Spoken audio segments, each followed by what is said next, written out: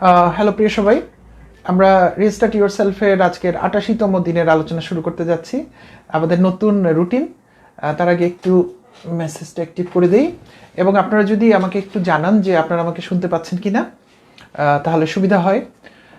In the mean time, গত প্রায় সপ্তাহ দুয়েক বলবো, নানা ব্যস্ততায় একটু আমার রুটিনটা আমি এলোমেলো করে ফেলেছিলাম, এবং দেন ফলব্যাক প্ল্যান হিসেবে আবার নতুন রুটিন দিয়েছি, যেখান থেকে আজকের দিনের আলোচনা শুরু করছি।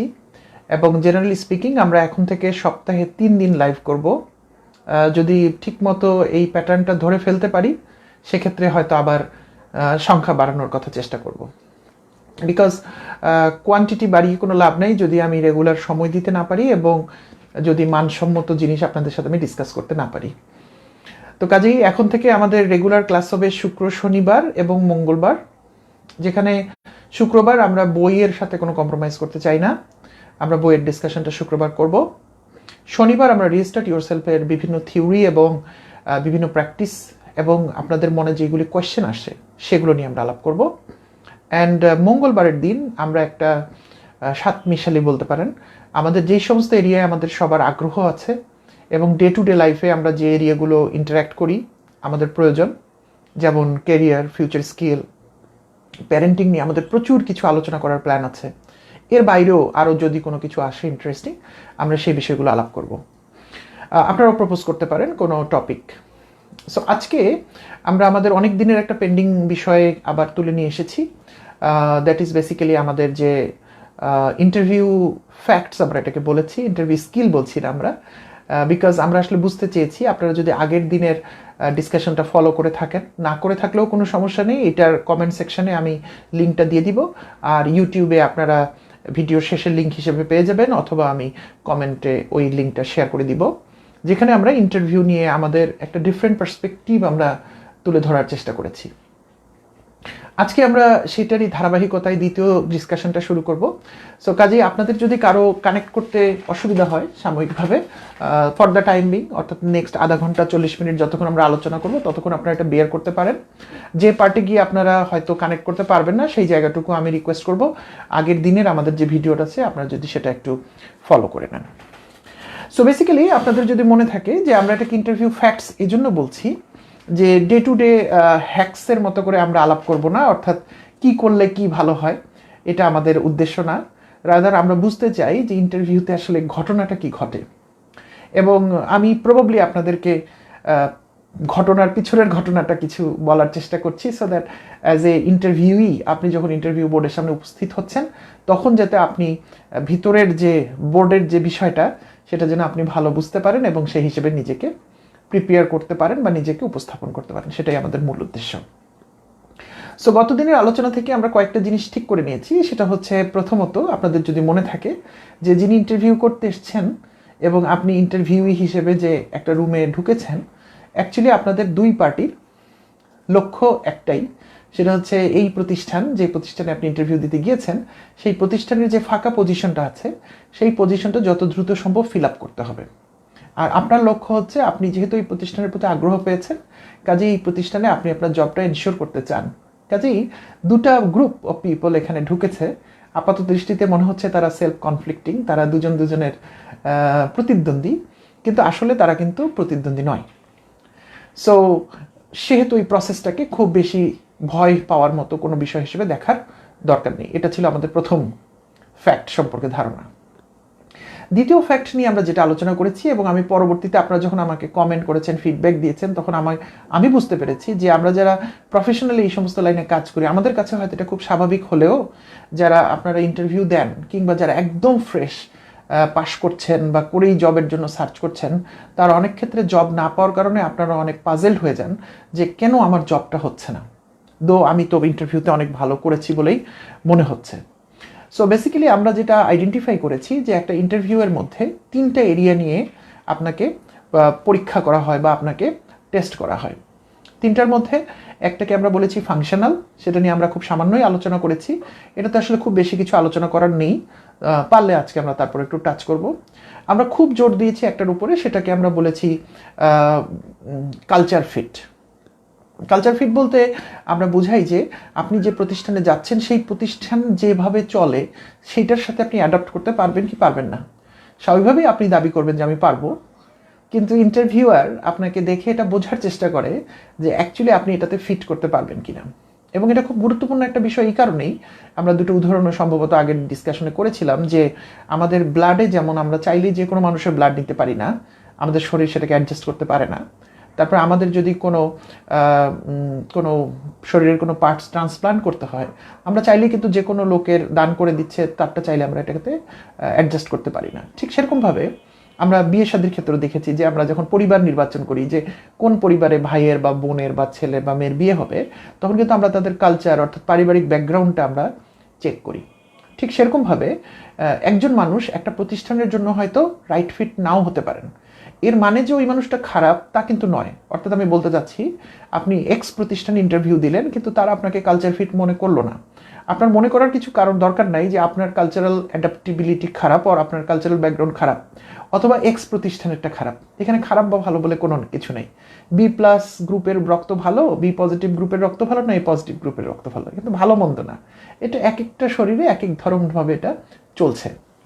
কাজেই আমরা কালচার ফিট বা আনফিট যদিও একটা বিশাল বড় ব্যাপার, আমরা এটা নিয়ে লাস্ট দিন অনেক ডিসকাস করেছি। শুধু আমরা বলিনি যে কিভাবে আমরা বুঝবো আমি কালচার ফিট কি না, বা কিভাবে একটা অর্গানাইজেশনের কালচার আমি বুঝতে পারবো যেহেতু আমি বাইরে থেকে যাচ্ছি।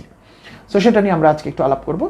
আরেকটা এরিয়া ছিল, আমরা যদি তিনটা এরিয়ার কথা বলছিলাম। সো এরিয়া 1 হচ্ছে ফাংশনাল, এরিয়া 2 হচ্ছে কালচার, যেটা নিয়ে আমরা অনেক কথা বলেছি, আজকে আমরা একটু কথা বলবো, এবং এরিয়া 3 হচ্ছে মোটিভেশন বা মোটিভ। আপনারা অনেকেই অনেক জায়গা থেকে জয়েন করেছেন, সিলেট থেকে জয়েন করেছেন, কক্সবাজার থেকে জয়েন করেছেন, খুব ভালো, থ্যাংক ইউ আপনাদেরকে। ধারাবাহিকভাবে আমি খেয়াল করছি আমাদের ভিডিওগুলোতে খুব বেশি লোকজন, হয়তো অনেক বেশি মানুষ আসেন না। আমিও ভিডিওর মধ্যে আপনাদেরকে কানেক্ট করি না নানা কারণে, কথার ফ্লোটা নষ্ট হয়ে যায় এই কারণে। বাট ডেফিনেটলি আপনারা যারা সালাম দিচ্ছেন, শুভেচ্ছা জানাচ্ছেন এবং কোন জায়গা থেকে জয়েন করেছেন এটা যদি আপনারা জানান তাহলে অনেক ভালো হয়। তাহলে আমরা বুঝতে পারি যে আমরা কত মানুষকে কানেক্ট করার বা টাচ করার চেষ্টা করছি। আশা করি আপনাদের ভালো লাগছে আলোচনা, এবং যদি আরও যদি কোনো কিছু বিষয় জানতে চান, সেটা ক্যারিয়ার হতে পারে, লাইফ হতে পারে, কোনো বিষয় যদি আপনারা লেখেন, সেটা যদি আমার এরিয়ার মধ্যে পড়ে, যে এরিয়াগুলো নিয়ে আমি কাজ করি, আমি অবশ্যই সেগুলো নিয়ে আগামী দিনে আপনাদের জন্য কিছু ভিডিও বা লাইভ ক্লাস করার চেষ্টা করব। সো আমরা আবার আমাদের পুরনো কথায় ফিরে আসি। আমরা যখন মৌলিক ফ্যাক্ট আলাপ করছিলাম তখন আমরা বলেছিলাম তিনটা বিষয় আছে এটার মধ্যে। একটা হচ্ছে আমরা বলেছি ফাংশনাল স্কিল, অর্থাৎ আপনাকে যে কাজের জন্য নেওয়া হচ্ছে সেই কাজটা আপনি কেমন পারবেন। কালচারাল অ্যাডাপ্টিবিলিটি, এটা নিয়ে আমরা বেশ কিছু কথা আগের দিন ক্লাসে আমরা আলাপ করেছি, এবং একটু পরে আমরা কথা বলবো মোটিভ বা মোটিভেশন নিয়ে। আমি ফাংশনাল স্কিল নিয়ে আমি আরেকটু বলে নিতে চাই।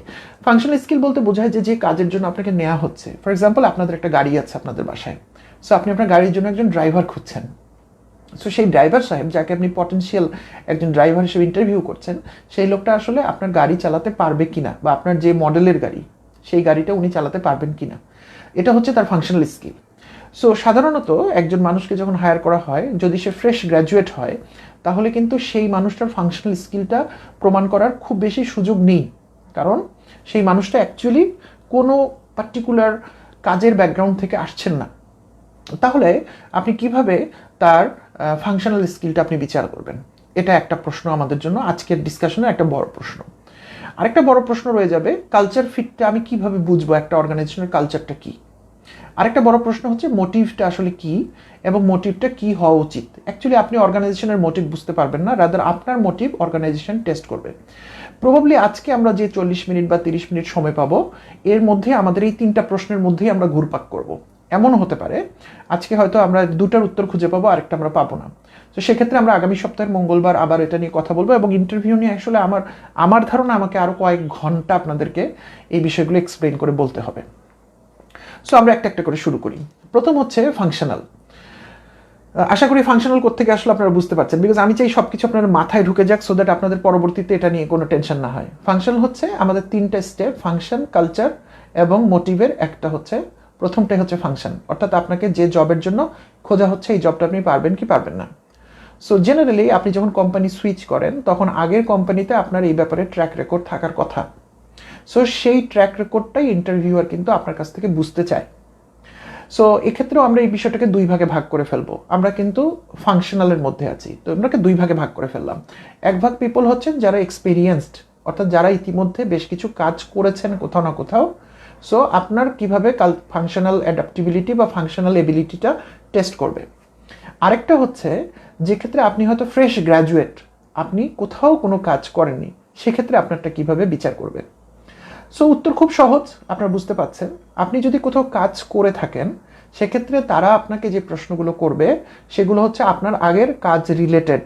যেমন ধরে নেন আপনি আগের কোনো কোম্পানিতে 3 বছর ধরে কাজ করেছেন, স্বাভাবিকভাবেই তিনি জানতে চাইবেন যে আপনার পারফরমেন্স রেকর্ড কেমন, অর্থাৎ আপনি ওভার দ্য ইয়ার কেমন পারফর্ম করেছেন। কোনো সুনির্দিষ্ট একটা কাজ সম্পর্কে কিন্তু জানতে চাইবে না।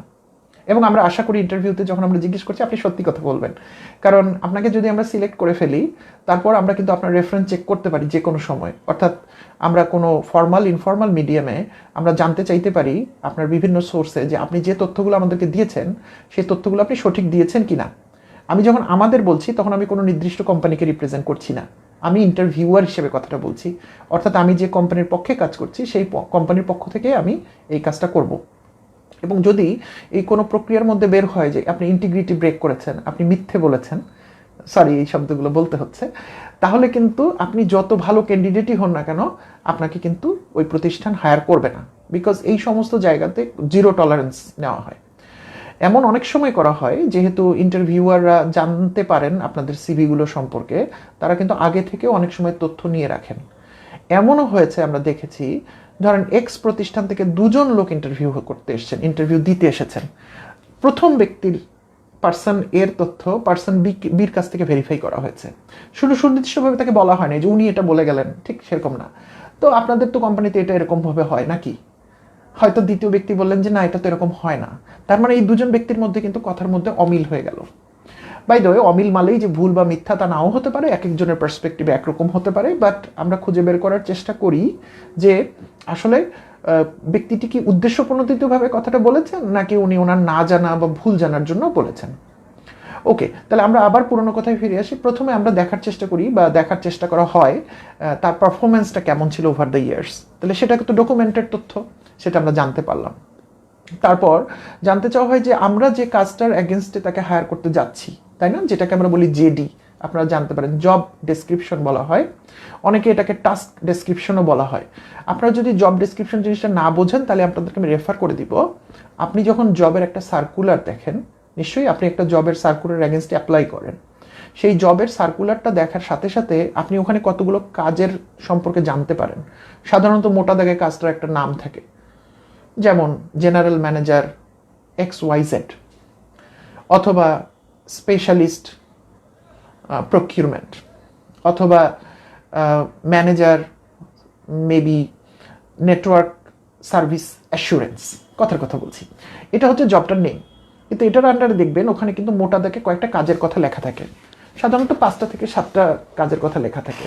তো এইগুলোকে আমরা বলি টাস্ক। সো অ্যাকচুয়ালি আপনি যখন কোনো একটা কাজ করতে যাবেন একটা কোম্পানিতে, ধরে নেওয়া হচ্ছে যে আপনি ওই টাস্কগুলো সম্পর্কে আপনি জানেন। এই টাস্কের বাইরে কি আপনার কোনো কাজ থাকবে না? অবশ্যই থাকবে, কিন্তু ধরে নেওয়া হচ্ছে একটা রেফারেন্স দিয়ে তো কাজটা আলোচনাটা শুরু করতে হবে বা আপনাকে হায়ার করতে হবে। এখন এমন হতে পারে আপনি আরেকটা কোম্পানিতে, এক্স কোম্পানিতে আপনি আইডেন্টিক্যাল একটা কাজ করেছেন, আপনি ওখানেও নেটওয়ার্ক সার্ভিস অ্যাসুরেন্স করেছেন।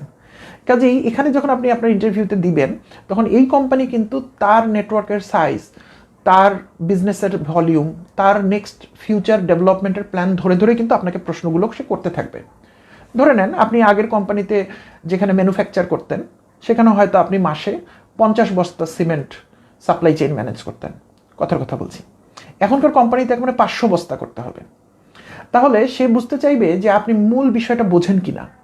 যদি আপনি বুঝতে পারেন এবং আপনাকে এনাফ রিসোর্স দেওয়া হয়, আপনি এখানে 50টা পারলে এখানে 500টাও পারবেন, সেই স্কেলেবিলিটি হয়তো আপনার থাকবে। তাহলে এই ধরনের জবগুলো হচ্ছে আইডেন্টিক্যাল জব।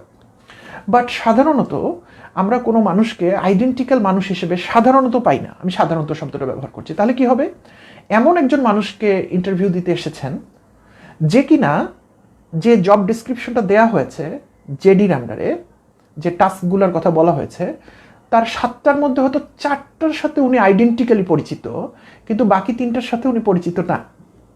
তাহলে যখন ইন্টারভিউয়ার প্রশ্ন করছেন যে 3টার ব্যাপারে আপনি জানেন না বা এরকম কাজ আপনি করেননি, তাকে আপনাকে এই প্রশ্নটা সে আপনাকে করবে, তখন আপনার দায়িত্ব কি? আপনি কিন্তু ব্লান্টলি বলে দিতে পারেন না যে এটা আমি পারি বা আমি করেছি, কারণ আপনি এরকম কাজ করেননি। একটু পরে যখন আপনাকে সে জিজ্ঞেস করবে যে আপনি এটা কিভাবে করেছেন বলেন, তখন কিন্তু আপনি আইদার বানিয়ে বলবেন অথবা জোড়াতালি দিয়ে বলার চেষ্টা করবেন, যেটা কিন্তু মোটেই সঠিক হবে না। কাজেই ফাংশনাল স্কিলের জায়গায় আপনাকে স্পেসিফিকলি বলতে হবে যে আপনি কোন অংশটুকু জানেন বা পারেন এবং কোন অংশটুকু আপনি হয়তো নিজে করেননি, কিন্তু জেডি দেখার পরে আপনার কাছে মনে হয়েছে এই কাজটা আপনি পারবেন। এখন কেন আপনি পারবেন বলে মনে করেন? কারণ ওরকম কাজ আপনি, ওই জাতীয় কিছু কাজ আপনি আগে করেছেন। তখন ইন্টারভিউয়ার আপনাকে দেখবেন হাইপোথেটিক্যাল কোয়েশ্চেন করবে। আপনি খেয়াল করবেন ইন্টারভিউয়াররা ফাংশনাল স্কিল বোঝার জন্য আপনাকে 2 ধরনের কোয়েশ্চেন করে। একটা হচ্ছে সিচুয়েশনাল কোয়েশ্চেন, আর একটা হচ্ছে হাইপোথেটিক্যাল কোয়েশ্চেন। আমি আমার শব্দ ব্যবহার করে কিন্তু বলছি, এগুলো হয়তো বই খাতার জার্গন নাও হতে পারে। সো হাইপোথেটিক্যাল কোয়েশ্চেনগুলো হচ্ছে এরকম সিচুয়েশন কখন আপনি পড়েননি কিন্তু ভবিষ্যতে পড়লে আপনি কি করবেন।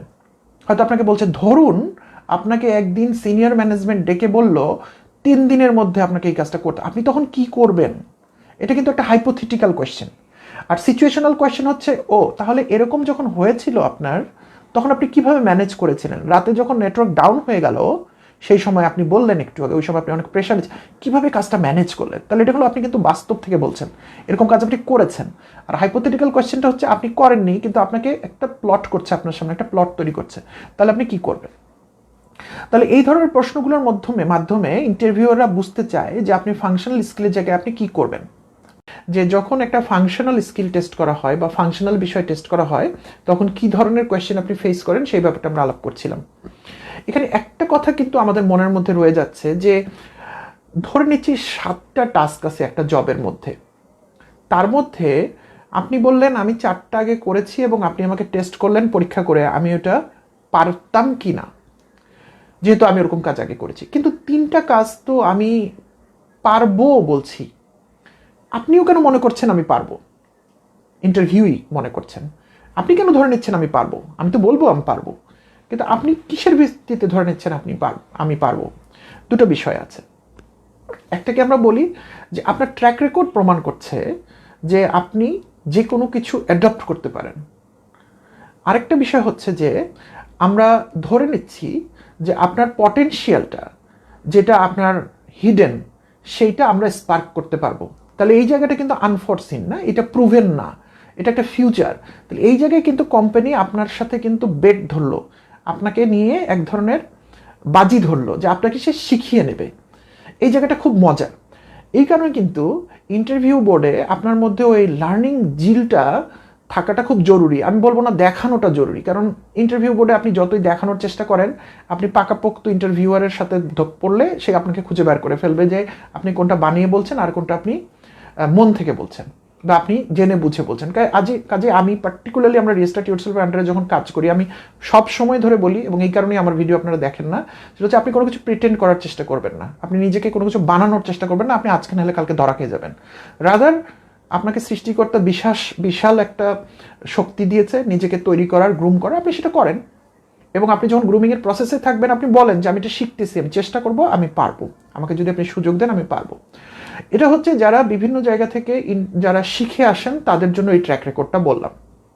এখন প্রশ্ন হচ্ছে যারা কোনো কিছু শিখে আসছেন না, কাজ শিখে আসছেন না, এক্সপিরিয়েন্স নাই, তাহলে তাদের ক্ষেত্রে ইন্টারভিউয়ার কিভাবে বুঝবে?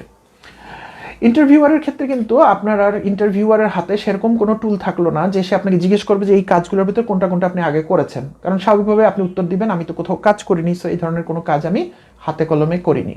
এখন ইন্টারভিউয়ার তাহলে কিভাবে বুঝবেন যে আপনি একটা কাজ পারেন বা আপনার সে পটেনশিয়াল আছে? খেয়াল করেন, আমরা যখন প্রথমে বলছিলাম যারা এক্সপিরিয়েন্স হয়ে ইন্টারভিউ দিতে আসে তাদের প্রথমেই কিন্তু তার ট্র্যাক রেকর্ড দেখা হয় এবং তাকে জিজ্ঞেস করা হয় আপনার পারফরমেন্স কেমন ছিল, কিংবা লাস্ট কয়েক বছরে আপনি যে কাজ করেছেন বিভিন্ন কোম্পানিতে আপনার পারফরমেন্স রিপোর্টটা কেমন। সেক্ষেত্রে আপনি যখন বিশ্ববিদ্যালয় থেকে পাশ করে আসছেন, আপনাকে ইন্টারভিউয়ার কি জিজ্ঞেস করবে? স্বাভাবিকভাবে ইন্টারভিউয়ার আপনাকে কিন্তু আপনার গত 3-4 বছরের ট্র্যাক রেকর্ড জিজ্ঞেস করবে। এটা যখন আমি বলি তখন স্বাভাবিকভাবেই আমার অনেক দর্শকদের মন খারাপ হয়ে যায়, কারণ ইউনিভার্সিটির ট্র্যাক রেকর্ড মানেই হচ্ছে ইউনিভার্সিটির সিজিপিএ। এবং আমাকে অনেক জায়গায় গিয়ে যখন আমরা সামনাসামনি কাজ করেছি স্টুডেন্টদের সাথে, অনেক ভালো ভালো বিশ্ববিদ্যালয়ের ছেলেমেয়েদেরকে আমার আলাদাভাবে কথা বলে কনভিন্স করতে হয়েছে যে কেন সিজিপিএটা এত ইম্পর্ট্যান্ট। যদিও আমরা চলতি জীবনে পড়াশোনা করতে চাই না, আমার নিজের বিশ্ববিদ্যালয় জীবনের কথাও আমি যখন মনে করি, আমি সবাইকে বলি যে আমি বিশ্ববিদ্যালয়ে অনেক কাজ করেছি, অলমোস্ট সব কাজ করেছি, শুধু একটা কাজ আমি করিনি, সেটা হচ্ছে লেখাপড়া। কারণ আমাদের কারো লেখাপড়া করতে ভালো লাগে না। কিন্তু তার মানে এটা না যে আমি আপনাদেরকে ব্লান্টলি বলে দিব যে লেখাপড়া করার কোনো দরকার নেই। প্রবাবলি আমি আমার জীবনে সামহাও উতরে গেছি, কিন্তু এই উতরানোর সুযোগটা আপনার নাও হতে পারে। আমার সময় যেভাবে জব অপরচুনিটি এসেছে সেটা আপনার সময় নাও আসতে পারে। কাজেই একটা হচ্ছে আপনার নিজেকে প্রস্তুত করা, আর একটা হচ্ছে বাইরের এনভায়রনমেন্ট থেকে আপনি সাপোর্ট পাওয়া। আপনার দায়িত্ব হচ্ছে নিজেকে প্রস্তুত করা। বাই দ্য ওয়ে, নিজেকে প্রস্তুত করা মানে আমি বলি না আপনাকে 4 আউট অফ 4 সিজিপিএ রাখতে হবে, 5 আউট অফ 5 সিজিপিএ রাখতে হবে। এটা আমাদের সবার মেধা এটাকে সাপোর্ট নাও করতে পারে, কিন্তু আপনি ইন্টারভিউর বোর্ডের জন্য বলতে পারেন যে আমি আমার এবিলিটি হিসেবে সর্বোচ্চ চেষ্টাটা করেছি। এবং সত্যি করে বলছি, আপনি যদি এটা করেন, আমার কনফিডেন্স আছে আপনি স্বাভাবিকভাবে সিজিপিএ ভালো করবেন। কাজেই আপনাদেরকে যখন ইন্টারভিউয়াররা সিজিপিএ জিজ্ঞেস করে বা সিজিপিএটা দেখে আপনাদের আর চোখে, আপনাদের মন খারাপ করার কোনো কারণ নাই, কারণ ইন্টারভিউয়ারের হাতে আর কোনো টুল নাই আপনাকে প্রমাণ করার, আপনাকে পরীক্ষা করার। এবং স্বাভাবিকভাবেই আমরা কিন্তু এভাবে চিন্তা করব যে গত 4 বছরে যখন আপনি বিশ্ববিদ্যালয় থেকে পাশ করছেন, তখন আপনার প্রাইম রেসপন্সিবিলিটি কী ছিল? নাম্বার 1 রেসপন্সিবিলিটি, যারা আমরা পড়াশোনা করেছি কিংবা ফাঁকি দিয়েছি, আমরা সবাই কিন্তু এক বাক্যে বলবো আমাদের প্রাইম রেসপন্সিবিলিটি ছিল লেখাপড়া করা। কারণ লেখাপড়া করার জন্যই আমি বিশ্ববিদ্যালয়ে ভর্তি হয়েছি, কষ্ট করে চান্স পেয়েছি, এটা আমার প্রাইমারি।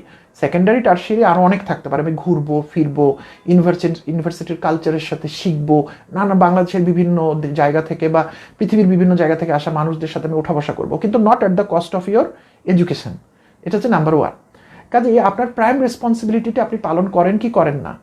ইন্টারভিউয়ার যখন দেখে যে আপনি অনেক কিছু করেন কিন্তু আপনি আপনার প্রাইম রেসপন্সিবিলিটি পালন করেন না, কাজে আপনার পটেনশিয়ালের জায়গাটা খুঁজেও ইন্টারভিউয়ার খুঁজে পায় না যে কালকে সকালে আপনাকে যখন এই কোম্পানিতে জব দেওয়া হবে, এই 7টা মেইন জব যে আপনি করবেন তার গ্যারান্টি কি? কারণ এর আগের ট্র্যাক রেকর্ডে আপনি আপনার প্রাইম রেসপন্সিবিলিটিটা করেন নাই। এখানে যদি আপনি না করেন তাহলে সে কাকে বলবে? কাজেই ইন্টারভিউয়াররা এই জায়গার উপর আপনাকে খুব জোর দিবে। এ ব্যাপারে আপনাদের অবশ্যই সাবধান থাকতে হবে। যারা আপনার স্টুডেন্ট, আমার কথা অনেকেই স্টুডেন্টরা হয়তো শুনেন, তাদেরকে আমি অনুরোধ করে বলবো অবশ্যই আপনার পড়ালেখার প্রতি মনোযোগ দেন। এমন হয়ে থাকতে পারে যে আপনি হয়তো এখন 3rd ইয়ারে উঠে গেছেন, গত 2 ইয়ারে তো আপনি আমার এই কথাটা শোনার সুযোগ হয়নি, বা শুনলেও একান দিয়ে শুনে ওই কান দিয়ে বের করে দিয়েছেন। এখন আপনি কি করবেন? আমি স্টিল বলবো আপনি স্টিল আপনার সিজিপিএ ভালো করার চেষ্টা করবেন, সো দ্যাট ইন্টারভিউ বোর্ডে যদি আপনাকে কোনোদিন এটা প্রশ্ন করেও ফেলে ইন্টারভিউয়ার যে আপনি তো পড়ালেখা ঠিক মতো করেননি, আপনি যেন বলতে পারেন যে ইয়েস স্যার, আমি প্রথম 2 বছর পড়ালেখা করিনি, কিন্তু কোনো এক সময় আমি বুঝেছি যে আমি আমার প্রাইম রেসপন্সিবিলিটি পালন করছি না, এবং সেই দিন থেকে আমি পড়ালেখায় মনোযোগ দিয়েছি, আমার জীবনে এটা একটা ভুল ছিল, আমি শিখেছি। এবং আপনি যদি আমার 4 বছরের বা 8 সেমিস্টারের সিজিপিএটা যদি দেখেন একটু কষ্ট করে, আপনি দেখবেন 2nd ইয়ারের পর থেকে আমার সিজিপিএ 0.2 0.3 করে হলেও কিন্তু বেড়েছে স্যার। হ্যাঁ, এটা টোটাল সিজিপিএটাকে কাভার করতে পারেনি, কিন্তু আমি স্যার ইমপ্রুভ করেছি, এবং এটা নাম্বার দেখলে আপনি বুঝতে পারবেন। এবং এই ইমপ্রুভমেন্ট প্রমাণ করে যে আমি ভুল থেকে শিখি এবং আমি নিজেকে গ্রো করতে পারি। মানুষের জীবনে ডেভেলপমেন্টের কিন্তু কোনো শেষ নাই, কিন্তু প্রশ্ন হচ্ছে আমরা সেটা চাই কিনা। জেনারেলি আমি যত মানুষকে দেখেছি, ইনক্লুডিং মাইসেলফ, আমার জীবনের একটা পর্যায় পর্যন্ত আমরা নানান বিষয়বস্তুর উপর চাপিয়ে দিতে চাই। আমাকে স্যার পড়ায় না, সেমিস্টারে এটা হয় না, এই না সেই না ইত্যাদি হাবিজাবি বলে কিন্তু আমরা নিজেকে আসলে ইনডিমনিফাই করতে চাই। কিন্তু আমাদের নিজের জীবনের দায়িত্ব আমাদের নিজেদেরকে নিতে হবে। আমি বিশেষ করে আমি কিন্তু ফ্রেশারদেরকে এই কথাগুলো বলছি, বা যারা আপনার ইউনিভার্সিটিতে পড়ছেন তাদেরকে বলছি। আমাদের এখানে অনেকেই আছেন যারা অলরেডি চাকরি বাকরি করছেন, তাদের হয়তো এই কথাগুলো গুরুত্বপূর্ণ না, কিন্তু আপনাদের ছোট ভাই বোন বা কেউ যদি থাকে তাদেরকে ট্যাগ করে দিতে পারেন বা শেয়ার করে দিতে পারেন। তারা যদি এই কথাগুলো শুনে নিজেদেরকে সংশোধন করতে পারে, তাহলে প্রবাবলি আমরা আমাদের ক্যারিয়ারে যতটুকু অ্যাচিভ করতে পেরেছি তারা আমাদের থেকে অনেক দূর পর্যন্ত সামনে চলে যেতে পারবে। এরপরে ফ্রেশারদের দিকে যে জিনিসটা দেখা হয় সেটা হচ্ছে যে আপনি যদি সিজিপিএ আপনার খুব ভালো হয়, একদম সেরকম লেভেলের টপ, তাহলে আপনার অন্য আর কোনো কিছু হয়তো দেখবে না ইন্টারভিউয়ার। কিন্তু যদি আপনার সিজিপিএ যদি অ্যাভারেজ হয়, তাহলে একজন ইন্টারভিউয়ার আপ্রাণ চেষ্টা করতে থাকে আপনাকে কোয়ালিফাই করার জন্য, এবং উনি তখন খুঁজতে থাকে আপনি আর কি কাজ করেছেন। স্বাভাবিকভাবে আপনি যদি অন্য কোনো কিছু কাজ করে থাকেন তাহলে সেই ট্র্যাক রেকর্ড কিন্তু আপনার থাকার কথা। এবং গত 10-15 বছরে আমরা দেখেছি বাংলাদেশের বিশ্ববিদ্যালয়গুলোতে কিন্তু প্রচুর পরিমাণে ক্লাব ওয়ার্ক হচ্ছে এবং প্রচুর পরিমাণে ভলান্টারি কাজ করার সুযোগ তৈরি হয়েছে। আমি এই দুটার কথা বিশেষভাবে বলেছি কারণ এই দুটার জন্য অনেক দূর পর্যন্ত হাতড়াতে হয় না। আপনার আশপাশের অল্প দূরত্বে দেখলে নিজের ডিপার্টমেন্টে একটু কথা বললেন, কিংবা কোনো ক্লাবের মডারেটরদের সাথে কথা বললেন, স্যারদের সাথে কথা বলবেন, কিংবা প্রচুর ভলান্টারি প্রতিষ্ঠান ইনক্লুডিং আমি ড্রিমস ফর টুমরোর কথা স্পেশালি এখানে বলবো এই সুযোগে, আমরা কিন্তু প্রচুর ভলান্টিয়ার খুঁজি। কারণ আমাদের কাজগুলোকে রোল আউট করার জন্য যে ফাইন্যান্সিয়াল এবিলিটি সেটা আমাদের নাই। সো আমাদেরকে ভলান্টিয়ারদের উপর ভরসা করে কাজগুলোকে এগোতে হয়। এরকম প্রচুর ভলান্টিয়ার প্রতিষ্ঠান বাংলাদেশে আছে। কাজে আপনি চাইলেই কিন্তু এগুলো সংগ্রহ করতে পারেন বা এগুলোর মেম্বার হতে পারেন। আরেকটা জিনিস আমি বলিনি, সেটা হচ্ছে ইভেন স্টুডেন্ট থাকা অবস্থায় কিন্তু অন পেমেন্ট কাজ করার সুযোগ আছে। সেটা হয়তো প্রাতিষ্ঠানিকভাবে অনেক প্রতিষ্ঠান হয়তো আনুষ্ঠানিকভাবে এটাকে সাপোর্ট করে না, কিন্তু অফলাইনে অনেক কিছু করার আছে। ইভেন আপনি অনেকের অ্যাসিস্ট্যান্ট হিসেবে কাজ করতে পারেন, অনেকের জন্য ভিডিও এডিট করে দিতে পারেন, অনেকের জন্য আপনি কন্টেন্ট রাইট করতে পারেন, ইত্যাদি ইত্যাদি অনেক অপরচুনিটি আছে। কিন্তু স্বাভাবিকভাবে যখনই আপনি টাকার বিনিময় করতে চাইবেন সেই অপরচুনিটিটা স্বাভাবিকভাবে কমে যাবে। প্রশ্ন হচ্ছে ইন্টারভিউয়ার দেখবে আপনি কাজ করতে পারেন কিনা, আপনি কাজটা টাকার বিনিময় করেছেন কিনা, এটা কিন্তু প্রাইমারি কোয়েশ্চেন না। কোয়েশ্চেন হচ্ছে আপনি কাজ করতে পারেন কিনা। সো আপনি যদি ওই পরিমাণ ক্যাপাবিলিটি অর্জন করতে পারেন যে আপনি অর্থের বিনিময় করতে পারেন, আপনার এক্সপার্টিসটা ওই জায়গার, ডেফিনেটলি আপনি সেটা করবেন। কিন্তু ওই জায়গায় পৌঁছানোর জন্য কিন্তু আপনার একটু প্লে গ্রাউন্ড দরকার। আপনি নিশ্চয়ই মন খারাপ করে বসে থাকতে পারেন না যে আমাকে কেউ টাকার বিনিময়ে কাজ করতে দিচ্ছে না, সেই জন্য আমি কাজ করবো না। তাহলে কিন্তু আপনি ক্ষতিগ্রস্ত হচ্ছেন। সেক্ষেত্রে আমি অবশ্যই আপনাকে অনুরোধ করব, আপনার বিশ্ববিদ্যালয়ের বা আপনার প্রতিষ্ঠানের আপনি ক্লাবগুলোর সাথে কানেক্ট হন, আপনি বিভিন্ন ভলান্টারি প্রতিষ্ঠানের সাথে কানেক্ট হন। এখন এখানেও কিন্তু দুটো বিষয় রয়ে যায়। একটা হচ্ছে আমি হলাম, আমার হওয়া দরকার, আমার মেম্বারশিপ আছে, কিংবা প্রয়োজন হলে মডারেটর স্যারের কাছে আমি একটা সার্টিফিকেট লিখে নেব যে আমি অমুকটার মেম্বার ছিলাম। আপনার ইন্টারভিউয়ার এই মডারেটরের সার্টিফিকেট দেখার জন্য, এটার জন্য তারা ইন্টারেস্টেড না। রাদার তারা দেখতে চায় আপনি এই যে বিশ্ববিদ্যালয়ের 4 বছর বা 2 বছর বা 3 বছর হোয়াটএভার যে বিভিন্ন সংগঠনের সাথে আপনি কাজ করেছেন, আপনি অ্যাকচুয়ালি করেছেনটা কি, এবং সেইটা করতে গিয়ে আপনি কি শিখেছেন। That's more important. সো এই জায়গাতে আমি বিশেষভাবে অনুরোধ করব আপনাদেরকে কোনো না কোনো কাজের সাথে সম্পৃক্ত হওয়ার জন্য। পার্টিকুলারলি এই যে কোভিড সিচুয়েশন চলছে, এবং আপনারা অনেকেই চাইলে বলতে পারেন এখন তো ক্যাম্পাস বন্ধ, আমি কিভাবে কি করব। বাট ডিজিটাল মিডিয়ামে কিন্তু অনেক কিছু করার সুযোগ আছে। হ্যাঁ, আপনারা কিভাবে করবেন তো অনেক ডিটেল ডিসকাশনের বিষয়, সেটা হয়তো এই মুহূর্তে আমি বলতে পারবো না। কিন্তু আমি যদি বাংলাদেশের সব বিশ্ববিদ্যালয়ের নাম এখন বলতে শুরু করি, যেটা আমি করবো না স্বাভাবিকভাবে সময়ের অভাবে, আমরা কিন্তু দেখতে পাচ্ছি ডিজিটাল মিডিয়ামে কিন্তু অনেক বিশ্ববিদ্যালয় ছোটোখাটো প্রোগ্রাম করছে, কিন্তু অনেক বিশ্ববিদ্যালয় কিন্তু করছে না। তাহলে যে বিশ্ববিদ্যালয়ের ছেলেগুলো করছে, সেই ছেলে মেয়েগুলো কিন্তু কিছু না কিছু কাজ করছে, এবং তারা কিন্তু তাদের কাজের লিস্টে এটাকে লিখতে পারবে। হোয়ারেস যারা আমরা কোভিড বা অন্যান্য কারণে বিশ্ববিদ্যালয়ের ছুটি আমি কি করব এই দুশ্চিন্তা নিয়ে বসে আছি, তাদের সিভিতে কিন্তু এই জিনিসগুলো লেখার সুযোগ থাকলো না। আমি আরেকটা যোগ করতে পারি, কোর্সেরা বেশ কিছু বিশ্ববিদ্যালয়ে, আমার জানা মতে বাংলাদেশের সমস্ত বিশ্ববিদ্যালয়ে যদি আমার ভুল না হয়, বেশ কিছু কোর্স, অলমোস্ট অনেক কোর্স ওপেন করে দিয়েছে, এবং এই কোর্সগুলো কিন্তু ফ্রি করে দিয়েছে, এবং এগুলোর জন্য কিন্তু সার্টিফিকেট পাওয়ার সুযোগ আছে। এবং এখানে এমন অনেক বিশ্ববিদ্যালয় আছে যেখানে হয়তো ব্যক্তিগতভাবে আমাদের অনেকের পক্ষে জিআরই, টোফেল, স্যাট এগুলো দিয়ে হয়তো ওখান পর্যন্ত যাওয়া সম্ভব না, কিংবা আমাদের ফাইন্যান্সিয়াল এবিলিটি আমাদেরকে সাপোর্ট করবে না। কিন্তু সেখানে কোর্সগুলো কিন্তু আপনার দোরগোড়ায় পৌঁছে গেছে, আপনার মোবাইল বা হ্যান্ডসেট দিয়ে কিন্তু আপনি এটা অ্যাক্সেস করতে পারছেন। আপনাকে শুধু কষ্ট করে একটু আপনাকে এটা রেজিস্টার করতে হবে এবং এই কোর্সটা আপনি কমপ্লিট করতে হবে। কিন্তু আমি এটাও জানি এই তথ্য জানার পরও আপনারা অনেকেই কাজটা করবেন না। কারণ হচ্ছে আমরা কেন যেন নিজেকে ডেভেলপ করতে চাই না। কিন্তু যখন ইন্টারভিউর আপনাকে জিজ্ঞেস করবে যে আপনি কি পারেন, তখন আমরা ইন্টারভিউর উপর মন খারাপ করি। সিজিপিএ খারাপ হলেও মন খারাপ করি, সিজিপিএ ভালো হলেও মন খারাপ করি, সব ব্যাপারে আমাদের একটা রাগ। সো আমি আশা করি আপনাদেরকে ফাংশনাল জায়গাটার উপর অনেক জোর দিতে পারছি আজকে। ফাংশনালটা নিয়ে আমার একটু বেশি কিছু বলার ইচ্ছা ছিল, ফাংশনালটা আমি ক্লারিফাই করতে পেরেছি যে ফাংশনাল জিনিসটা কি।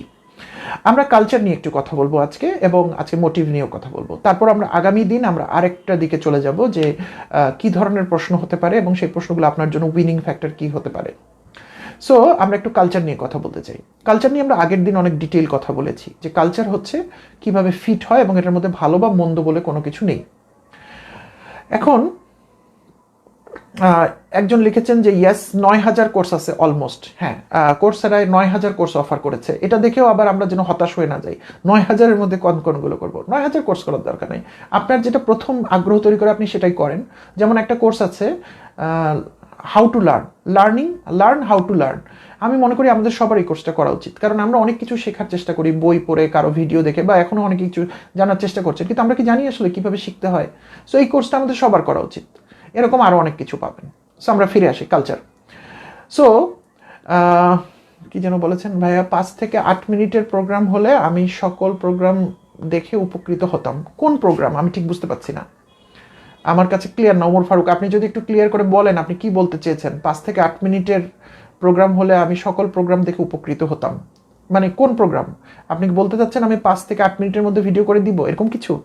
আমি ঠিক জানি না, আমার একটা সমস্যা, আমি সংক্ষেপে কথা বলতে পারি না। সো আমার কাছে কোনো কিছু এক্সট্রাক্ট করতে হলে একটু কষ্ট করে দীর্ঘ সময় নিয়েই করতে হবে। আর অন্য কিছু হলে আপনি বলতে পারেন, we can discuss on that. So আমরা চলে আসছি কালচারে। সো কালচার হচ্ছে ভালো বা মন্দ বলে কিছু নেই, কিন্তু কালচার আমাদের বোঝার দরকার আছে। সো এই বোঝার জায়গাতে দুইটা জায়গা আপনার সুযোগ আছে বোঝার। একটা হচ্ছে আপনি অর্গানাইজেশনগুলোর ওয়েবসাইট ঘাঁটতে পারেন, পার্টিকুলারলি আপনি যে জবের জন্য অ্যাপ্লাই করতে যাচ্ছেন। আমরা অনেক ইন্টারভিউতে দেখি একজন মানুষ খুব ভালো স্যুট প্যান্ট টাই পরে চলে আসছে, কিন্তু সেই জবটা কিন্তু স্টাডি করে নাই। অনেকেই আছে যারা জবের যে ডেসক্রিপশনটা নিউজ পেপারে বা লিঙ্কডইনে কিংবা জব পোর্টালে দেওয়া হয়েছে সেটাও সে থরলি রিড করেনি। সে শুধু হেডলাইনটা পড়েছে, হেডলাইন পড়ে মনে হয়েছে আমি এই কাজের জন্য ফিট, হয়তো বা সে ফিটও, আমি কাউকে ছোট করছি না, কিন্তু উনি ডিটেলটা পড়েননি। কাজে এই ডিটেলটা না পড়ার কারণে উনি বলতে পারছেন না যে এই জব স্কোপের মধ্যে উনি কতগুলো পারবেন এবং উনি কতগুলো পারবেন না। উনি স্পেসিফিক বলে আমি সব পারবো, কিন্তু যখনই আপনি বলেন আপনি সব পারবেন, তার মানে আইদার আপনি সব পারবেন অথবা আপনি কোনো কিছুই পারবেন না। কিন্তু এই সব পারবো কথাটা কোনো ইন্টারভিউয়ার সাধারণত পছন্দ করেন না। একজন ইন্টারভিউয়ার চায় যে আপনি স্পেসিফিক বলবেন, আপনি বলবেন এই 7টার মধ্যে, যদি আপনি 7টাও পারেন আপনাকে বলতে হবে যে এই 3টা আমি নিজে করেছি, আমি এটা করার জন্য 3 বছরের এক্সপিরিয়েন্স আছে আমার, এই 2টা আমি অন্যের সাথে করেছি, আমি ফার্স্ট হ্যান্ড করিনি কিন্তু আমি কাজটা কিভাবে করতে হয় সেটা আমি জানি, এই 2টা আমার কাছে একটু নতুন লাগছে, আমি এগুলোর কথা অনেক শুনেছি কিন্তু আমার কোনোদিন করার সুযোগ হয়নি। কিন্তু আমি যদি রাইট এনভায়রনমেন্ট পাই এবং আমি যদি আমাকে যদি কেউ সুযোগ দেয় শেখার জন্য, আমি এটা শিখে ফেলবো, আমার সে মানসিকতাটা আছে। এরকমভাবে যখন আপনি বলেন, স্বাভাবিকভাবে দেখেন আপনার কাছে কিন্তু আরও একটু বেশি গ্রহণযোগ্য হলো কথাটা, যে আপনি ব্লান্টলি বলছেন না, আপনি বুঝে বলছেন। সো কালচার ফিটের ক্ষেত্রে আমার প্রথম সাজেশন হচ্ছে আপনি ওই জবটা আগে সার্চ করে ফেলবেন। এই জবটা, যে জবের সার্কুলার হয়েছে, এই জবটা আপনি বুঝেন কিনা। এবং ওই জবের সাথে দেখবেন আরও কিছু রিকোয়ারমেন্ট দেওয়া থাকে যেগুলো আমরা লিডারশিপ অথবা বিহেভিয়ারাল বলে থাকি। আমরা বলে থাকি কাস্টমার ওরিয়েন্টেশন লাগবে, হ্যাঁ, লিডারশিপটা এরকম লাগবে, ওরকম লাগবে, অনেক কিছু বলা থাকে। সো আপনি সেই জিনিসগুলো স্টাডি করবেন, এবং আপনি যখন এই জিনিসগুলো স্টাডি করবেন আপনি স্বাভাবিকভাবেই দেখবেন কতগুলো জিনিস আপনার খটকা লাগতে পারে। আচ্ছা, এই পজিশনের জন্য, এই কাজের জন্য লিডারশিপ কেন লাগবে? আপনার যদি এরকম মনে হয় আপনি কিন্তু ইন্টারভিউ বোর্ডে জিজ্ঞেস করতে পারেন এই কথাটা, যে আমি আপনাদের সার্কুলারটা ভালো করে পড়ে দেখেছি যে আপনারা এই ধরনের একটা কাজের জন্য এরকম একটা জিনিস চেয়েছেন, আসলে এটার সাথে এটার সম্পর্কটা কি? আমি চ্যালেঞ্জ করছি না, আমি বুঝতে চাচ্ছি, কারণ আমার যদি জবটা হয়ে যায় তখন আমার এটা কাজ করতে সুবিধা হবে। আপনারা খেয়াল করেছেন কিনা, ইন্টারভিউ বোর্ডে কিন্তু অনেকেই ইন্টারভিউয়ারকে কিন্তু সুযোগ দেয় যে আপনি চাইলে আমাদেরকে কোনো প্রশ্ন করতে পারেন। আমার সমস্ত ইন্টারভিউতে আমাকে খুব ভালো প্রশ্ন করেছে বা আমাদের বোর্ডকে আমি খুব পজিটিভলি নিয়েছি, কারণ আপনি একটা জায়গায় জয়েন করবেন, আপনাকে 3টা লোক 20টা প্রশ্ন করে জর্জরিত করে ফেলতেছে, কিন্তু আপনি 2টা প্রশ্ন করতে পারবেন না, তা তো হচ্ছে না, তাহলে তো সমতার কিছুই হলো না, একপাক্ষিক হয়ে গেল, একপেশে হয়ে গেল। সো আমার খুব অনুরোধ থাকবে আপনারা আপনাদের ওই কোম্পানিটার সম্পর্কে, প্রথমে জবটার সম্পর্কে আপনি জানবেন এবং দেন আপনি কোম্পানিটার সম্পর্কে জানবেন। কোম্পানিটার সম্পর্কে জানার জন্য কিন্তু আমরা একটু আগে বললাম যে আপনি যদি ওয়েবসাইটে পড়েন আপনি কিন্তু কোম্পানিটি সম্পর্কে খুব ভালো করে আপনি জেনে যাবেন, এবং এটার কে সিইও কে, এটার মিশন কি, এটার ভিশন কি। এবং এটা শুধু মুখস্থ করলে হবে না, কিন্তু আপনি কিন্তু মুখস্থ করবেন না, দয়া করে এই ভুলগুলো করবেন না। আমি মুখস্থ করে গেলেন, আপনি ওখানে গিয়ে কানেক্ট করতে পারবেন না। আপনি বোঝার চেষ্টা করবেন যে এই কোম্পানির মিশন, ভিশন, গোল, সিইও কি বলছে, অন্য ম্যানেজমেন্টের মেম্বাররা কি বলছে, তাদের বার্ষিক রিপোর্ট কি, এইটার সাথে অ্যাকচুয়ালি আপনার জবটা কীভাবে কানেক্ট করে। আপনার কাছে অনেক সময় মনে হতে পারে যে আমার জবটার সাথে তো কোনো সম্পর্ক নেই। এই কথাটা মনে করার সাথে সাথে অ্যাকচুয়ালি আপনি ইনডাইরেক্টলি আপনার সাবকনশিয়াস মাইন্ডকে বলছেন যে এই জবটা গুরুত্বপূর্ণ না, বা আপনি এই জবটার জন্য খুব একটা গুরুত্বপূর্ণ পার্সন না।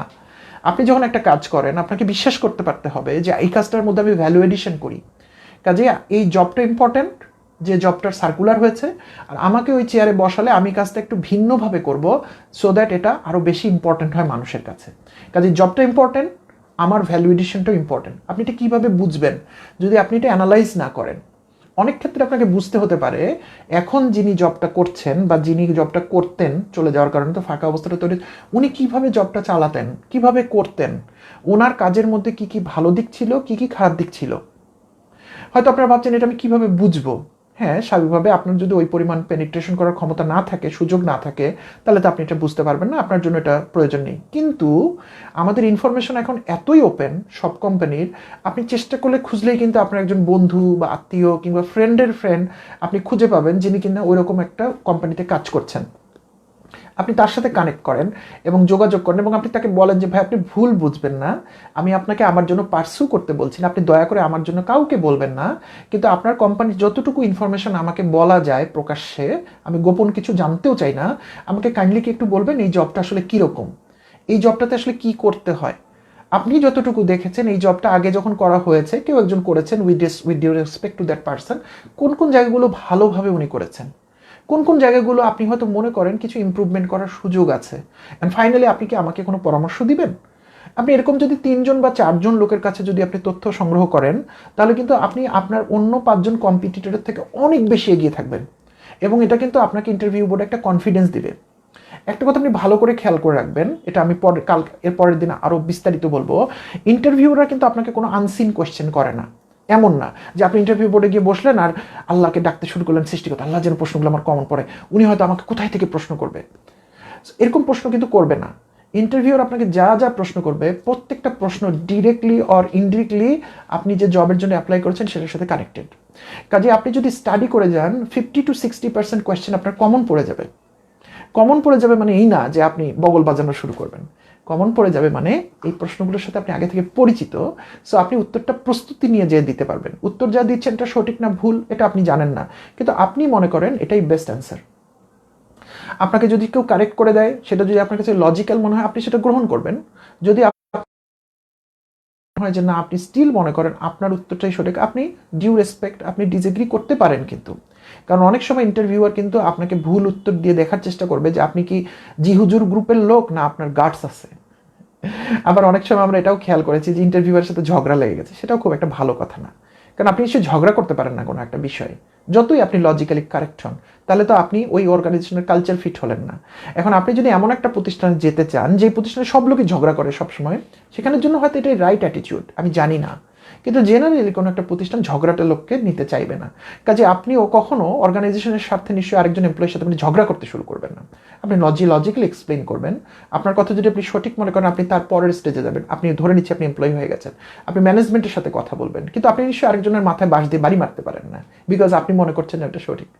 কাজে ইন্টারভিউতে আমরা এটা এক্সপেক্ট করি না। যাই হোক, প্রশ্ন উত্তর নিয়ে আমরা পরে কথা বলবো। তাহলে কালচারাল ফিটের আমি কিন্তু দুটা দিক সম্পর্কে আমি বলেছি, আরেকটা দিক আমি আপনাদেরকে বলবো, সেটা হচ্ছে যে খুব কঠিন, কিন্তু আমি অনেককে পরামর্শ দিয়েছি, এটা কাজও করেছে। একটা অর্গানাইজেশনের কালচার কেমন, একটা আপনি তো চাইলে ইন্টারনেটের মাধ্যমে বা অনেক লোকের সাথে কথা বলে জানতে পারেন। আরেকটা খুব সহজ মাধ্যম হচ্ছে বিল্ডিংটা কোথায় বা অফিসটা কোথায়, এটা তো আপনি জানেন। আপনি অফিস শুরু হয় কয়টায় এই টাইমটা জেনে নেবেন, জানা খুবই স্বাভাবিক। আর অফিস ছুটি হয় কয়টায় এই টাইমটা আপনি জেনে নেবেন। এই দুই সময় 2 দিন বা 3 দিন, অবশ্যই ইন্টারভিউর দিন না, তার আগে থেকে আপনি 2 দিন বা 3 দিন ওই বিল্ডিংয়ের সামনে আপনি দাঁড়িয়ে থাকবেন, জাস্ট এমনিতেই দাঁড়িয়ে আপনি দেখবেন যে এখানকার লোকগুলো কিভাবে আসছে, কিভাবে অফিসে ঢুকছে, পরস্পরের সাথে দেখা হলে তারা কিভাবে ভাব বিনিময় করছে, এই অফিসের লোকরা কি রাস্তার সামনে দাঁড়িয়ে সিগারেট খাচ্ছে কিনা, আরেকজনকে কোনো বাজেভাবে বা কটাক্ষ করে সম্বোধন করছে কিনা, একইভাবে তারা যখন অফিস থেকে বের হয়ে যাচ্ছে ছুটির সময় তারা কিভাবে নিজেদেরকে কানেক্ট করছে, তারা কি জাস্ট বের হয়ে গিয়ে গাড়িতে উঠে যাচ্ছে, না তারা নিজেদের মধ্যে কথা বলছে, নাকি তারা নিচে নেমেও দুজন কিছুক্ষণ কথা বলছে, গল্প করছে পরস্পর। আপনি এতটুকুর মধ্যে, আপনি বিন্দুর মাঝে সিন্দুর গভীরতা বলি, আপনি একটা বিশাল জিনিস পেয়ে যাবেন যে এই প্রতিষ্ঠানটা আসলে কিভাবে রান করে। আমি এমন মানুষ পেয়েছি যারা এই স্টাডিটা করার পর ওই প্রতিষ্ঠানে আর জানিই নেই পরে ইন্টারভিউ দেওয়ার জন্য, কারণ হি অর শি ফেল্ট যে এরকম প্রতিষ্ঠানে চাকরি হলেও তো আমি কাজ করব না, কারণ এরা যেরকম কালচারে অপারেট করে সেই কালচারটা আমার জন্য রাইট ফিট কালচার না। যদিও এটা টু আর্লি টু কমেন্ট, কিন্তু অ্যাটলিস্ট আপনি স্টাডি করতে পারবেন। আমি স্টাডির ওপর বেশি জোর দিচ্ছি, এবং আপনি যে ইন্টারভিউর জন্য বা জবটার জন্য সিরিয়াস, সেটা তো আপনাকে কোনো কার্যক্রম দিয়ে প্রকাশ করতে হবে, এবং আপনাকে নিজের কাছে নিজে কনভিন্স হতে হবে যে আপনি এনাফ ট্রাই করেছেন। আমি মনে করি এইগুলি সবই আপনার ট্রাইয়ের পার্ট। আমরা কালচার পার্টটা কভার করে ফেললাম, আমরা মোটিভ নিয়ে একটু কথা বলবো। মোটিভ খুব ইম্পর্টেন্ট জিনিস, এবং আমি বেশিরভাগ ক্ষেত্রে দেখেছি এইখানেই বড় বড় ডিসএগ্রিমেন্টটা হয়ে যায়। আমরা যখন একটা জব সুইচ করতে চাই তখন আসলে আমরা কি কি চিন্তা করি। বেশিরভাগ মানুষকে আমি দেখেছি আমার ক্ষুদ্র জীবনের অভিজ্ঞতা থেকে বলছি। এগেইন আমি হয়তো অনেক কিছু পারসিভ করছি, কাজেই আপনাদের অনেকের সাথে নাও মিলতে পারে, আমাকে ক্ষমা করবেন সেক্ষেত্রে। আমি বেশিরভাগ মানুষের ক্ষেত্রে দেখেছি যারা ফাইন্যান্সিয়াল কারণে জব সুইচ করেন। অবশ্যই ফাইন্যান্সিয়াল কারণ ইম্পর্ট্যান্ট, কিন্তু আমি যদি আরেকটা অপশন ক্রিয়েট করি যে আপনি কি জবের অপরচুনিটির জন্য সুইচ করছেন না ফাইন্যান্সিয়াল রিজনে সুইচ করছেন, তাহলে কোনটা প্রায়োরিটি হওয়া উচিত?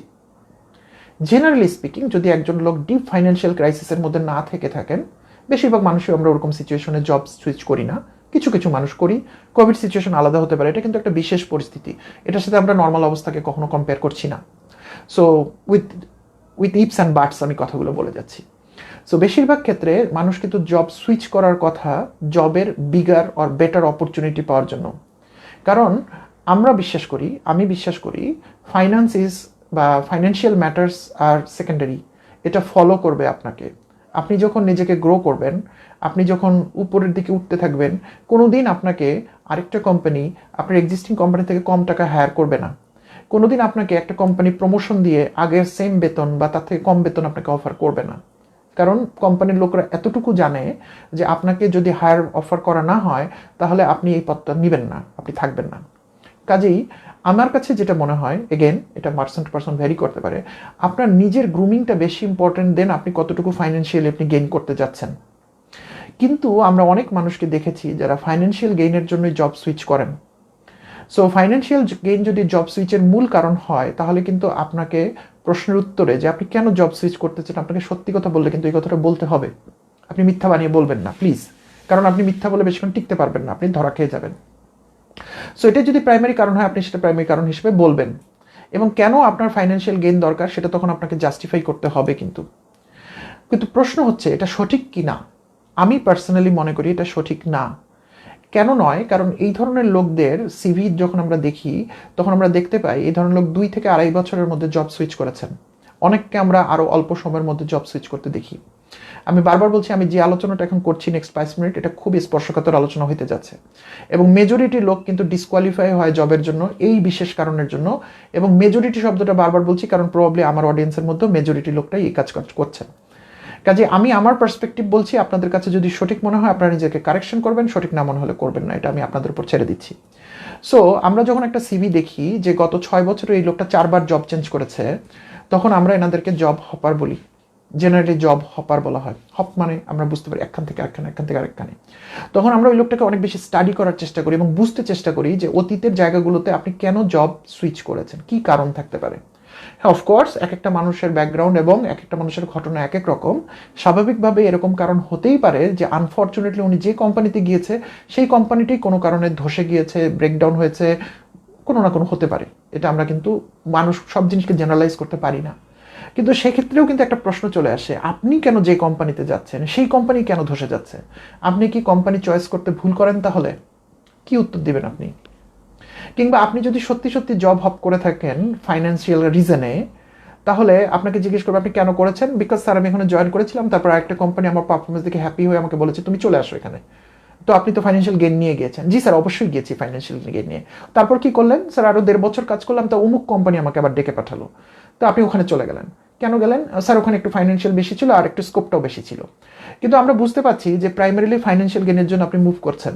তাহলে ইন্টারভিউয়ার মনে মনে কি চিন্তা করছে যে আপনাকে কালকে যখন জবটা অফার করা হবে তার 1.5 বছরের মাথায় আপনি এই কোম্পানিতে বসে থেকেও কোনো একটা কোম্পানি আইদার আপনাকে ডাকবে কিংবা আপনি কোনো কোম্পানিতে জব সিভিটা ফরওয়ার্ড করবেন।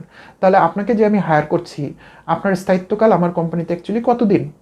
আপনি বলছেন সারা জীবন কাজ করব, কিন্তু আপনার সিভি বলছে 1.5 বছর থেকে 2 বছর।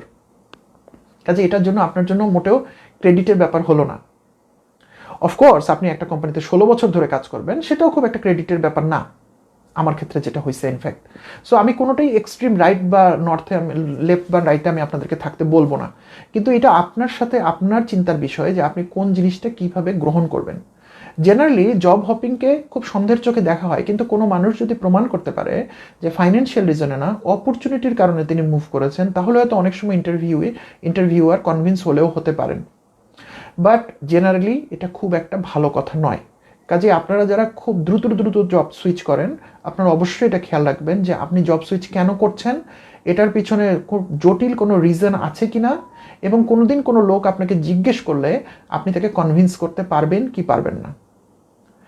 আর আমার কাছে সেকেন্ডারি হচ্ছে ফাইন্যান্সিয়াল রিজন, এবং আমি কোনো মানুষ যদি আমাকে বলে যে প্রাইমারিলি আমি ফাইন্যান্সিং রিজনের কারণে, ফাইন্যান্সিয়াল রিজনের জন্য আমি মুভ করছি, এই অপরচুনিটি আমার কাছে খুব বেশি ইম্পর্ট্যান্ট না, তাহলে কিন্তু আমরা জেনারেলি সেই লোকটার মোটিভটাকে অত সিরিয়াসলি আর নিতে পারি না, কারণ জিনিসটা খুব নর্মাল আমরা চিন্তা করতে পারি যারা চাকরিজীবী।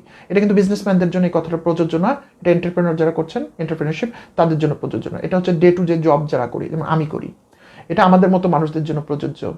তাহলে আমি প্রতিদিন যে কাজটা করি সেই কাজটা আমাকে ভালোবাসতে হবে, আদারওয়াইজ আমি কেন কাজ করবো? আমি তো শুধু 25 তারিখে কাজ করবো মাসে।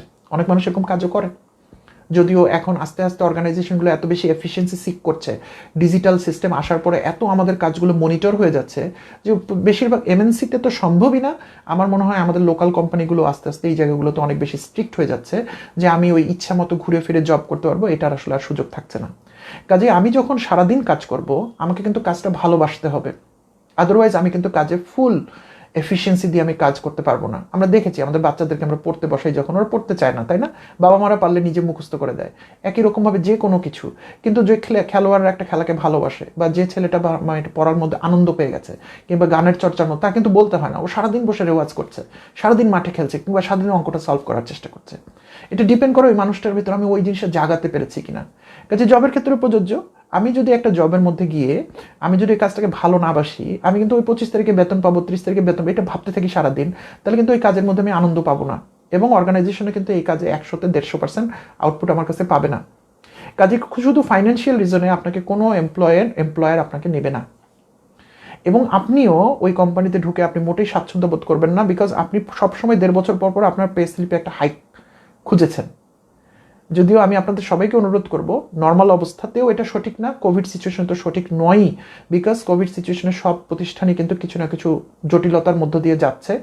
যদি আপনি দেখেন যে আপনার এমপ্লয়ার আপনার ব্যাপারে উদার, এবং সে আপনাকে সব কিছু খোলামেলা বলছে, ইভেন আপনার স্যালারি হয়তো কিছু কাট করেছে, কিন্তু আপনাকে খোলামেলা বলেছে যে এই কারণে আমরা এই সমস্যার মধ্য দিয়ে যাচ্ছি, প্লিজ বিয়ার উইথ আস, তাহলে আমি বলবো আপনি প্রতিষ্ঠানকে সহযোগিতা করেন, কারণ এটা একটা ভয়ঙ্কর পরিস্থিতির মধ্য দিয়ে আমরা যাচ্ছি। আমরা সবাই আমাদের নিজেদের জায়গা থেকে স্যাক্রিফাইস করছি, প্রতিষ্ঠানও কিন্তু কিছু স্যাক্রিফাইস করছে, এবং প্রতিষ্ঠান যেহেতু আমার প্রতিষ্ঠান, আমাকে প্রতিষ্ঠানের জন্য কিছু স্যাক্রিফাইস করতে হতে পারে। অ্যাট দ্য সেম টাইম আমি এবার এটাও বলবো, যদি আপনি দেখেন কোভিড সিচুয়েশনের বাইরে অনেক সময় অর্গানাইজেশন এক্সপ্লয়েট করতে পারে কাউকে, সেখানে আপনি অবশ্যই কম্প্রোমাইজ করবেন না। আমার বিশ্বাস অতটুকু ব্যক্তিগতভাবে নিজেকে জাজ করার, এবং কোথায় আপনি এক্সপ্লয়েটেড হচ্ছেন আর কোথায় আপনি উদারতার সাথে কাউকে কিছু দিচ্ছেন, কোম্পানিকে বা ম্যানেজমেন্টকে কিছু দিচ্ছেন, এটা জাজ করার শক্তি বা সামর্থ্য আপনাদের আছে। কাজেই আপনারা যদি মোটিভ পার্টটা বুঝতে পারেন, আমি যেটা বলতে চেয়েছি, অবশ্যই আপনারা জব সুইচ করবেন। কোনো মানুষই একটা জায়গায় সারা জীবন কাজ করতে পারে না। আমি নিজেও 16 বছর ধরে একটা প্রতিষ্ঠানে কাজ করছি, কিন্তু আমি কিন্তু প্রথম 7 বছর আমি একটা ভার্টিক্যালে কাজ করেছি। আমি বাই দ্য ওয়ে আমি নিজেকে জাস্টিফাই করছি না, আমি জাস্ট বলার জন্য বলছি। কিন্তু আমি তারপরে 7 বছরও আমার কিন্তু গ্রোথ হয়েছে। দেন আমি তারপর আরেকটা ভার্টিক্যালে চলে গেছি, সেখানেও আমার একটা গ্রোথ। তারপর আমি আরেকটা ভার্টিক্যালে চলে গেছি, একটা একদম পুরো ফাংশন, 2টা ফাংশন, 3rd ফাংশনে চলে আসি। সেখানেও আমি প্রথম 2.5 বছর কাজ করে কিন্তু আমি চেঞ্জ করেছি। সো একটা চেঞ্জের মধ্যে থাকলে আপনি গ্রোথ পাবেন। আপনার আমরা বলি ভার্টিক্যাল গ্রোথ অথবা হরাইজন্টাল গ্রোথ। একটা মানুষের সবসময় ভার্টিক্যাল গ্রোথ হয় না, কারণ একটা লোক যদি প্রতি বছর করে যদি জবে প্রমোশন পেতে চায়, তাহলে কিন্তু 22 বা 23 বছর বয়সে চাকরিতে জয়েন করে, তাহলে 33 বছর বয়সে সে সিইও হয়ে যাবে, তারপর সে কি করবে? কিন্তু এটা স্বাভাবিক না। কাজে আমরা অনেক সময় ভার্টিক্যাল গ্রোথ করবো, তারপর হরাইজন্টাল, আবার ভার্টিক্যাল, আবার হরাইজন্টাল, এরকম করতে করতে আমাদের নলেজটা বাড়বে, এবং আমরা যদি টপে যেতেও পারি, আমাদের সামর্থ্য যদি থাকে, সেটা আমরা অনেক স্টেবল হবো, তখন ফাউন্ডেশনটা অনেক সলিড থাকবে, তাই না? পিরামিডের মতো আমি সব জিনিস বুঝবো এবং আমি ভুল ডিসিশন নিব না, তখন সিইও হিসেবে আমি সাকসেসফুল হব। কিন্তু আপনি যদি কালকে আমাকে সিইওর চেয়ারে বসিয়েও দেন, আমি কিন্তু শেকি থাকবো, ডিসাইড করতে পারবো না, এবং আমি ভুল করবো, কোম্পানিও ধসে যাবে, আমি নিজের ক্যারিয়ারটাও শেষ করে ফেলবো। সো প্রবাবলি একটা স্লো এবং স্টেডি একটা ভাবে আমাদেরকে মুভ করে উপরে যেতে হবে। সো সার্টেন সময় পর পর আমি জব সুইচ করতে পারি। জব সুইচ মানে আমি কোম্পানি সুইচ মিন করছি না, একই কোম্পানির ভিতর আমি অবশ্যই প্রথমে খুঁজবো, আবার ম্যানেজমেন্ট যদি আমাকে অ্যাভয়েড করে ফাইন, যদি না করে দেন এক সময় মন্টন আসলে আমি অবশ্যই নতুন কিছু সুইচ করবো। কিন্তু প্রাইমারি রিজনটা যেন ফাইন্যান্সিয়াল রিজন না হয়, প্রাইমারি রিজনটা যেন হয় অপরচুনিটিটা, অর্থাৎ এই যে কাজটাকে আমি এটাকে কিভাবে কাজে লাগাবো। দেখেন ঘুরে ফিরে আমি কিন্তু একই কথা বলছি, আপনি যদি কাজের অপরচুনিটিটাকে যদি আপনি গ্র্যাব করতে পারেন, কাজে লাগাতে পারেন, আপনার ফাইন্যান্সিয়াল সাপোর্ট কিন্তু আপনার আসবেই।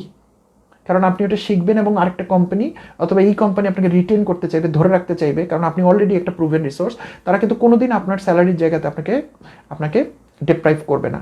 কিন্তু আপনি যদি শুধু স্যালারির জন্য মুভ করেন, যেটা আমরা দেখেছি অনেক মানুষকে মুভ করতে, তাদের ক্ষেত্রে কিন্তু অনেক সময় মোটিভটা কোম্পানি গ্রহণ করতে পারে না। আমরা এমন অনেক ক্ষেত্রেও পেয়েছি। আমি কিন্তু আমরা বলছি, আমি জেনারেলাইজ করে বলছি, আমি পার্টিকুলারলি বলবো আমাকে আপনারা কোনো একটা কোম্পানির প্রতিনিধি হিসেবে চিন্তা করবেন না। আমি অনেক এইচআরের লোকের সাথে কাজ করি, কথা বলি, তাদের সঙ্গে যে ভাব বিনিময় হয় সেখান থেকে আমরা পেয়েছি।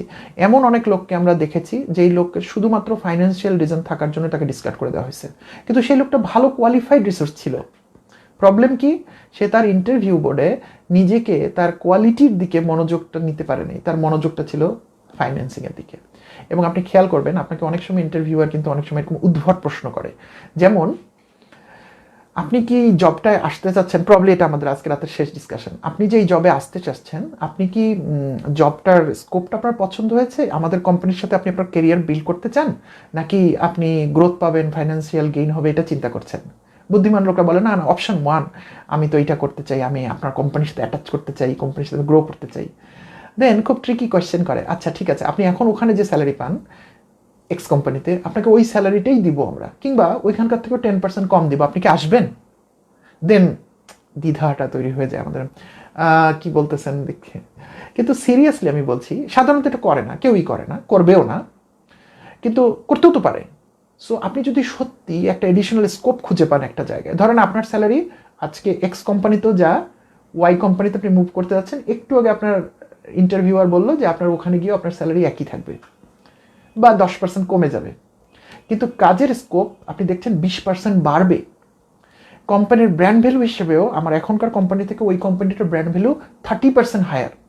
তাহলে অ্যাকচুয়ালি এই জবের স্কোপ এবং কোম্পানির ব্র্যান্ড ভ্যালু দিয়ে কিন্তু আপনি 50% বেশি হাই পেয়ে গেলেন, কিন্তু আপনি টাকার অঙ্কে আপনি 10% কম পেলেন। তাহলে কোনটা অ্যাকচুয়ালি সব মিলে কোনটা বেশি হলো?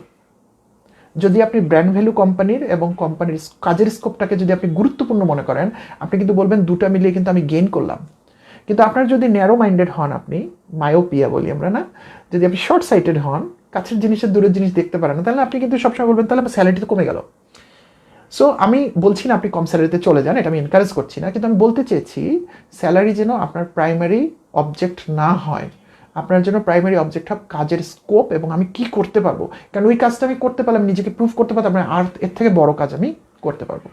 সো আজকে এগেইন আমি লাস্টের পয়েন্টটা বলার সময় একটু স্পর্শকাতর বিষয়, যেহেতু ফাইন্যান্সিয়াল ম্যাটার আসছে এবং অনেকের পার্সোনাল ইস্যুস থাকতে পারে, আর আমি কোভিড সিচুয়েশনে বলিনি, এটা আমি একটু ডিসক্লোজ করে দিলাম, দিন শেষে আপনারা আপনাদের নিজের সিদ্ধান্ত নেবেন। ফাইনালি আজকে আমরা ইন্টারভিউ ফ্যাক্টরের মধ্যে একটা জায়গাতেই ঘোরাফেরা করেছি, সেটা হচ্ছে বেসিক স্কিলগুলো কীভাবে দেখা হয়, তার মধ্যে ফাংশনাল স্কিলের নিয়ে আমরা আলাপ করেছি, আমরা আপনার কালচার ফিট নিয়ে আমরা আলাপ করেছি, আমরা মোটিভ নিয়ে আলাপ করেছি। আমরা আগামী দিন যদি সুযোগ পাই, আপনারা যদি যোগ দেন, আমরা আরও একটু ডিপার জায়গায় যেতে চাই। আপনারা দেখবেন ইন্টারভিউতে শুরুতেই প্রশ্ন থাকে যে এক্সপ্লেইন ইউর সেলফ। আসলে এই প্রশ্নটার ফ্যাক্ট কি, এই প্রশ্নের পিছনে কি কাজ করে, আসলে এই প্রশ্নটা কি আপনার জন্য একটা উইনিং ফ্যাক্টর না আপনার জন্য লুজিং কনসার্ন। আমরা এগুলো নিয়ে আলাপ করবো, আরও অনেক জিনিস নিয়ে আলাপ করবো, confidence and few other things. But বুঝতেই পারছেন সংক্ষেপে কিছু বলা আমার পক্ষে সম্ভব না, আর প্রবাবলি আমি আপনাদের কোনো হ্যাকের মতো বলবো না যে 3টা কাজ করলেই ঘটনা ঘটে যাবে, কারণ জীবনে কোনোদিন এভাবে কোনো কিছু ঘটে না। তাহলে সবাই 3টা 5টা 7টা কাজ করে জীবনে সাকসেসফুল হতো। জীবনে সাকসেসের রাস্তাটা আসলে অনেক কঠিন এবং অনেক দীর্ঘমেয়াদী, অনেক কষ্ট করে সেখানে যেতে হয়। সো আমি যেভাবে জীবনকে দেখি বা কাজকে দেখি, অফকোর্স আমি চাই আপনারা সবাই সফল হন, সেহেতু এই কথাগুলো বলছি, বাট একটু দীর্ঘ আলোচনার মধ্যে দিয়ে যেতে হবে। আই হোপ আপনারা আমার সাথে এটা বিয়ার করতে পারবেন, এবং আগামী মঙ্গলবার দিন আমরা ইন্টারভিউ ফ্যাক্টসের 3rd পার্ট নিয়ে আলোচনা করব। ফার্স্ট পার্টের লিঙ্ক আমি এখানে নিচে দিয়ে দিব, ইউটিউবেও দিয়ে দিব, আপনাদের যদি কারো আগ্রহ থাকে আপনারা দেখতে পারেন, আর শেয়ার করতে পারেন যদি আপনাদের ভালো লাগে, কমেন্ট করতে পারেন যদি আপনাদের এই বিষয়গুলো থেকে, বিশেষ করে কেরিয়ার ব্যাপারে আপনাদের অনেক কিছু জানার থাকতে পারে। আপনারা যদি কাইন্ডলি কোয়েশ্চেন আকারে বা কমেন্ট আকারে যদি নিচে লিখে দেন, তাহলে আমি ওগুলো পরবর্তীতে কভার করতে পারবো। আজকে আমরা এভাবেই শেষ করছি। আপনারা যেখানে থাকেন অনেক ভালো থাকবেন, নিরাপদে থাকবেন।